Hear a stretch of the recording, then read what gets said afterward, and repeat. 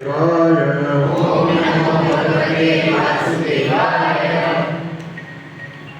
કૃષ્ણ. આજે રવિવારના હરે કૃષ્ણ મંદિરના સત્સંગ કાર્યક્રમમાં સૌ સ્વાગત કરીએ છીએ. પહેલી વાર આવ્યા હોય એવા ભક્તો હાથ ઊંચો કરો.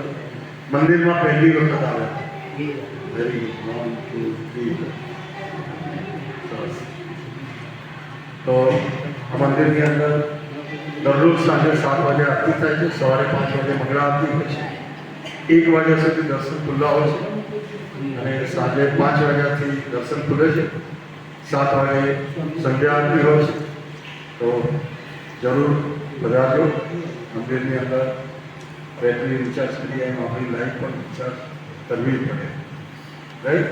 તો રાઈટ જેમ દરરોજ બેટરી રિચાર્જ કરવી પડે એમ ભગવાન સાથે બી આપણો સંબંધ છે એને દરરોજ રિચાર્જ કરવો પડે દિવસમાં.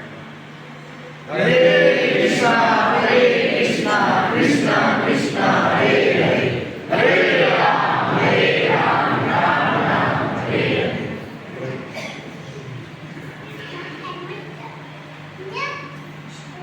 તો જરૂર મંદિરની અંદર પધારજો. બાકી તો બધા રેગ્યુલર ભક્તો આવતા હોય છે અહીંયા. તો આપણે આજે ખાસ દિવસ આવી રહ્યો છે, મંગળવાર. શું છે? શું છે બોલો જોરથી? ગૌર પૂર્ણિમા. હમણાં આપણે 4 રસ્તે જઈને પૂછશું તો શું છે તો બધા કહે હોળી ધૂળેટી. ગૌર પૂર્ણિમા બહુ જ મહત્વનો ફેસ્ટિવલ છે, પ્રસંગ છે આપણા બધા માટે, રાઈટ? આપણે જોઈએ છે આપણા અલ્ટરની અંદર જે ડીઈટી છે એ પેલી બાજુ જે છે એ ડીઈટી એટલે ગુજરાતીમાં વિગ્રહ કહેવાય, રાઈટ? હજુ ઘણા બધા લોકોને ખબર નથી અને ઘણા બધા અમને કહેતા હોય છે અમે જોઈએ કે પ્રભુ તમારા મંદિરની અંદર મૂર્તિ બહુ સરસ છે. તો આ મૂર્તિ ક્યાં હોય? મૂર્તિઓ ક્યાં હોય? બજારમાં. બજારમાં મૂર્તિઓ હોય છે. મંદિરની અંદર જ્યારે મૂર્તિ આવે ત્યારે વિગ્રહ એટલે મૂર્તિ ના કહેવાય. તો મંદિરની અંદર એની પ્રાણ પ્રતિષ્ઠા થાય એટલે પ્રાણ પ્રતિષ્ઠા પછી એને વિગ્રહ કહેવામાં આવે છે. તો પેલી બાજુ છે રાધા શ્યામ સુંદર છે, વચ્ચે છે કોણ છે? જોશી. Very good. અને આ બાજુ ગૌર નિતાઈ, રાઈટ? તો ગૌર નિતાઈ છે એ ઘણા બધાને ખબર નહીં પડે. ચૈતન્ય મહાપ્રભુ અને નિત્યાનંદ. આપણે ઘણા બધા મંદિર શરૂ કર્યું ત્યારે પૂછતા હતા કે પ્રભુ આ રાધા શ્યામ સુંદર રાધા કૃષ્ણ તો અમને ખબર છે, આ શ્રીનાથજી અમને ખબર છે, પણ આ બાજુ કોણ છે? તો આ બાજુ છે પછી આપણે બીજું લખ્યું છે કે ચૈતન્ય મહાપ્રભુ અને નિત્યાનંદ પ્રભુ. ચૈતન્ય મહાપ્રભુ એ ભગવાન કૃષ્ણનો અવતાર છે. કોનો અવતાર છે? અને નિત્યાનંદ પ્રભુ છે બલરામનો અવતાર છે. બધાને ખબર છે હવે. બાકી જ્યારે શરૂની અંદર ઇસ્કોનનું મંદિર થયા પહેલાં કેટલાને ખબર હતી કે ચૈતન્ય મહાપ્રભુ અને નિત્યાનંદ પ્રભુ ભગવાનનો અવતાર છે? બસ જે ઇસ્કોનની અંદર જોડાયેલા હતા એટલે બાકી તમને ખબર નથી. તો ભગવાનના અનેક અવતારો હોય છે, રાઈટ? ભગવાન કૃષ્ણના અનેક અવતારો હોય છે. આપણે ઘણા બધા જોઈએ છે, રામ અવતાર, નરસિંહ અવતાર, હરા અવતાર, ઘણા બધા અવતારો છે. આમાં એક આ ભગવાનનો અવતાર છે ચૈતન્ય મહાપ્રભુ. તો જે આ અવતાર છે એ અવતાર બહુ જ વિશેષ અવતાર છે. કારણ કે ભગવાને જોયું કે આ કળિયુગની અંદર લોકો બહુ દુઃખી છે, મંદ બુદ્ધિના છે. બધાને ખોટું લાગે અને મંદ બુદ્ધિના થોડા છે, પણ આપણે બધા મંદ બુદ્ધિના છે. કેવી રીતે મંદ બુદ્ધિના છે? પહેલાના જમાનાની અંદર આ બધી શાસ્ત્રોનું બુક્સ ના મોબાઈલ બધું નતું. એક વખતે શાસ્ત્ર આખું બોલવામાં આવે એટલે બધાને યાદ રહી છે. એવી બુદ્ધિ કોઈને અત્યારે કે એકવાર અને ધીમે ધીમે ધીમે બુદ્ધિનો નાશ તો આ જન્મમાં જ આપણો બુદ્ધિનો નાશ થઈ રહ્યો છે. કારણ કે અમે જ્યારે બિઝનેસ કરતા હતા કે ભણતા હતા ત્યારે આ કેલ્ક્યુલેટર જેવું કોઈ વસ્તુ હતી નહીં. અમારે 25 સાયકલનું ટોટલ મારવું હોય તો આમ આંગળી ફરેને ટોટલ લાગી જતું હતું. પેલા બધા સભ્યોના નંબર યાદ રહેતા હતા બધાના, રાઈટ? જ્યારે પેલો ફેરવવાનો નંબર હતો ને ત્યારે મોટે ભાગે બધાના નંબર યાદ રહેતા હતા. અત્યારે કાં તો હસબન્ડના વાઈફનો નંબર જોવો પડે ને વાઈફના હસબન્ડનો નંબર જોવો પડે કે જે જ્યારે વેરી ક્લોઝ એકદમ નજીકના છે એટલે મંદ બુદ્ધિ. તો ભગવાને જોયું કે આ કળિયુગની અંદર લોકો મંદ બુદ્ધિના છે, અલ્પ આયુષ્ય છે, તો આવા લોકો ભગવાનની ભક્તિ કેવી રીતે કરશે અને ભગવદ્ ધામ કેવી રીતે જશે? તો એના માટે ભગવાનનો જે આ અવતાર છે ચૈતન્ય મહાપ્રભુ એ બહુ જ એકદમ કરુણામય આપણે બોલીએ છીએ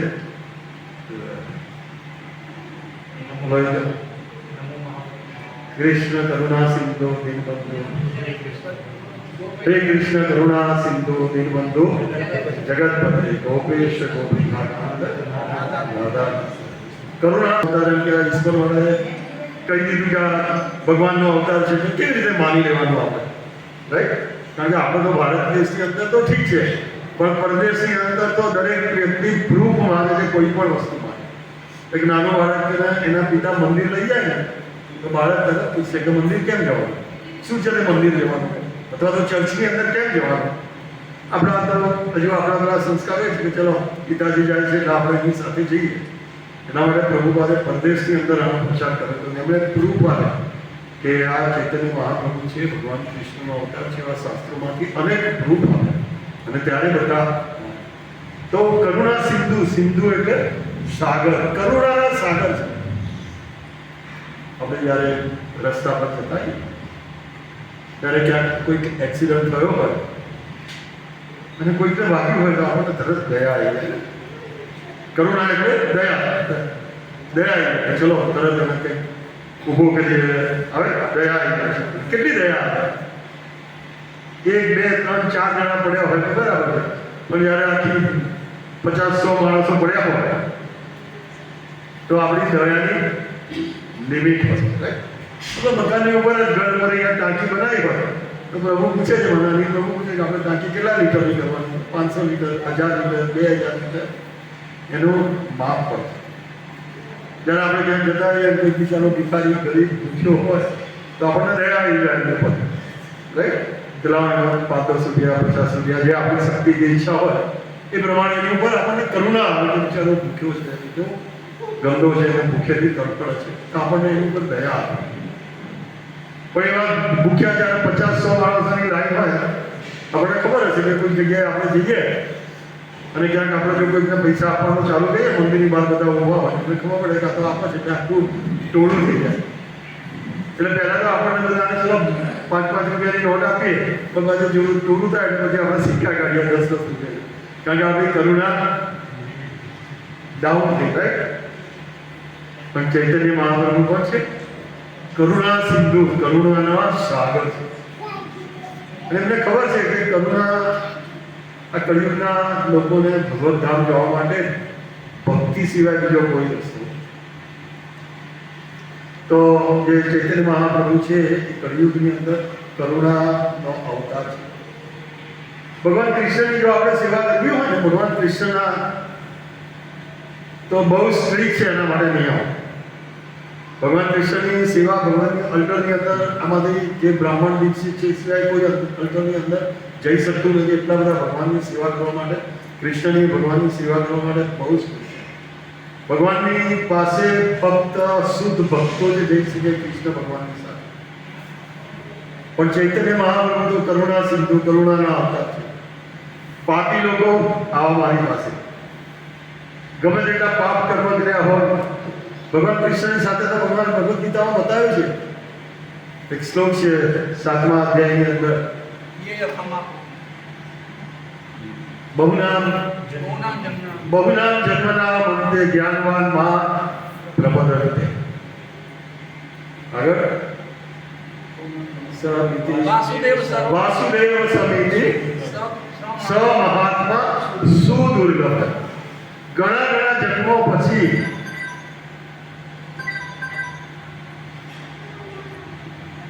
સોરી, મારો જ ફોન છે તો મારી પેનલ્ટી આપી.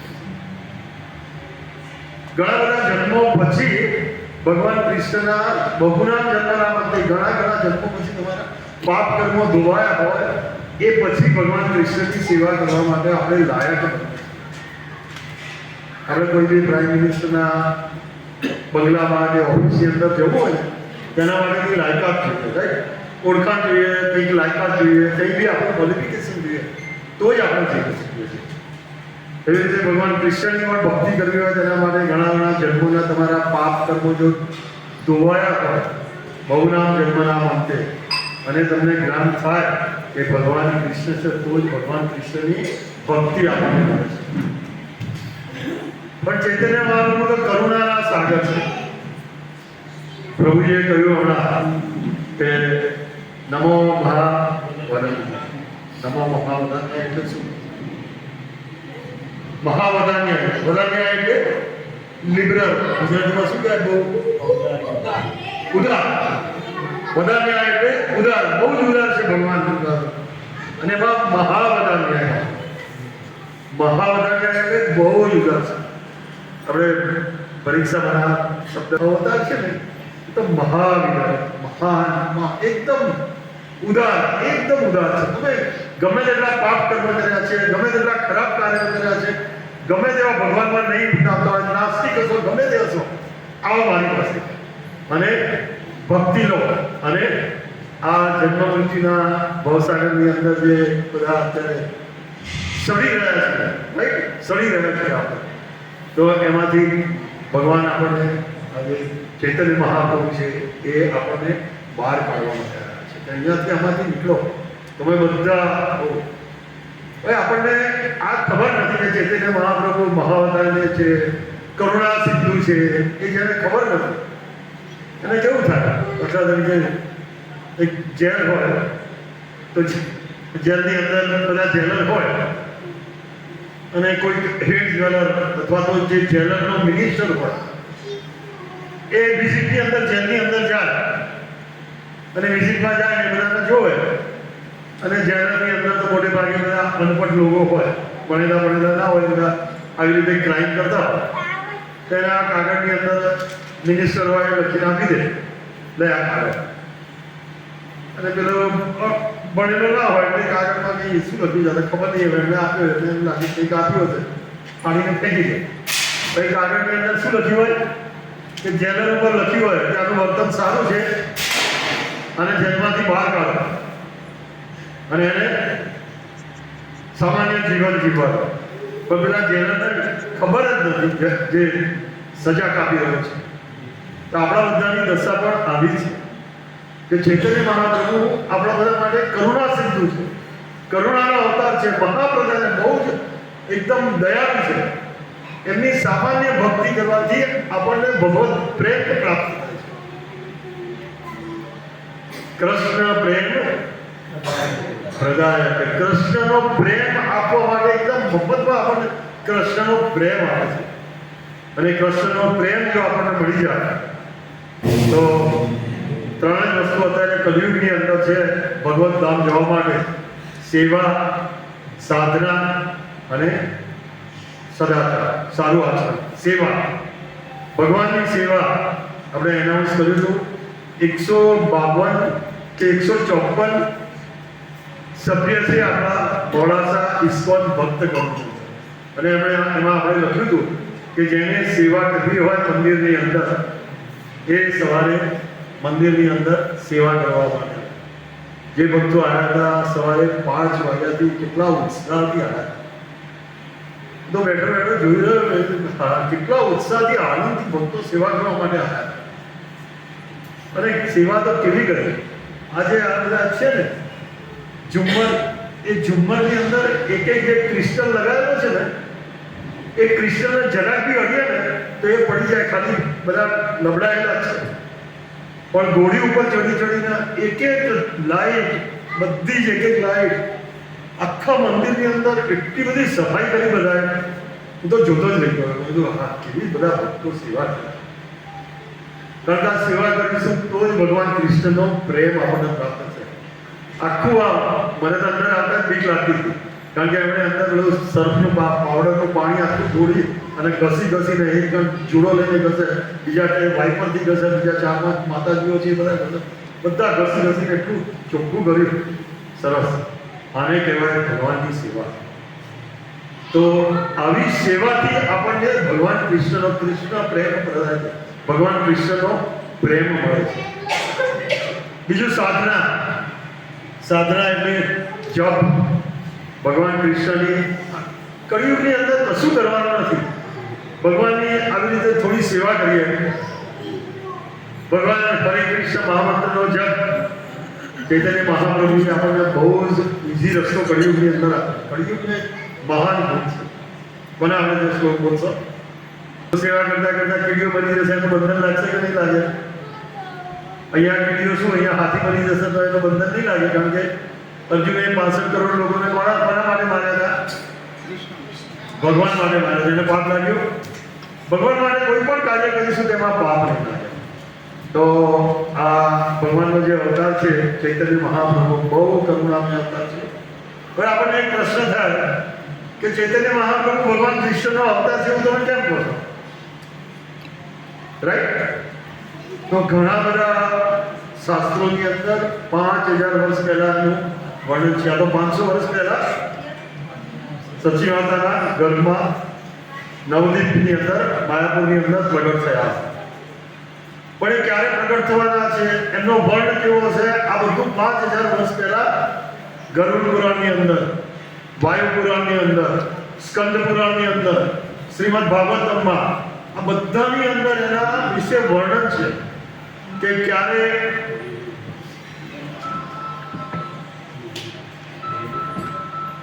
હશે, એમના પિતાનું નામ શું હશે. આ બધું 5000 વર્ષ પહેલા શાસ્ત્રની અંદર પ્રેડિક્શન એનું થયું હતું. એનું આગાહી કરવામાં આવી હતી 5000 વર્ષ પહેલા. અને એ શાસ્ત્ર પ્રમાણે ચૈતન્ય મહાપ્રભુ એમનું કાર્ય શું હશે? એમનું કાર્ય છે કે ગામે ગામ મારા નામનું કીર્તન થશે. ગલીએ ગલીએ અને ગામે ગામ મારા નામનું કીર્તન થશે. હરે કૃષ્ણનું કીર્તન થાય છે કે નહીં? ગામે ગામ. ફક્ત ભારતમાં નહીં, દુનિયાના દરેક દેશોની અંદર તમે ક્યાંય પણ જાઓ, તમે જો આ ધોતી કે પહેરીને કે માળા ગળામાં ભરાઈને પરદેશ જશો ને તો પરદેશના કોઈ પણ એરપોર્ટ પર તમને હરે કૃષ્ણ કહેવાવાળો વ્યક્તિ મળી જશે. કોઈ પણ જગ્યાએ તમે પરદેશની અંદર જશો તો તમે માળા ભરાઈ હશે, તમને એમ કહેશે હરે કૃષ્ણ. તે ચૈતન્ય મહાપ્રભુનું આગાહી હતી કે ગામે ગામ અને આ હરે કૃષ્ણ મહામંત્રથી અને ભગવાનની સેવા કરવાથી આપણે જો ભગવત ધામ જઈ શકતા તો આટલું સસ્તી ભક્તિ આપણને આપી છે. ભગવાનની કરુણા સિંધુ છે.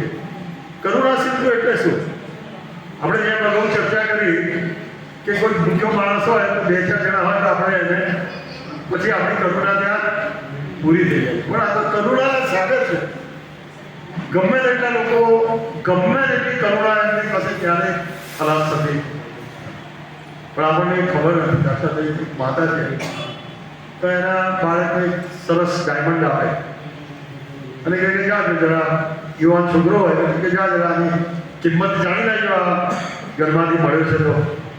એટલે એના મિત્રો બધા હોય, લઠ્ઠી રમતા હોય બધા, અને એને બતાવવા કે આ તો કંઈ કામ ના લાગે, આ તો આમ ગમીએ તો ગોળ ફરાય.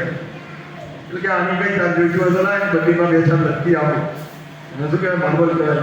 લઠ્ઠી હોય ત્યાંની દુકાનવાળાને ત્યાં દુકાનવાળાને ત્યાં એની કિંમત. ચૈતન્ય મહાપ્રભુ આ દિવસે ગૌર પૂર્ણિમાના દિવસે નવદીપની અંદર માયાપુર નીમના ઝાડની નીચે સચી માતા અને જગન્નાથ મિશ્રાના એમના માતા પિતા હતા, એમના ત્યાં પ્રગટ થયા હતા અને એમણે આવી રીતે કૃષ્ણ પ્રેમ આવી રીતે બધાને આપી અને આપણા ઉપર બહુ જ કરુણા રાખી છે.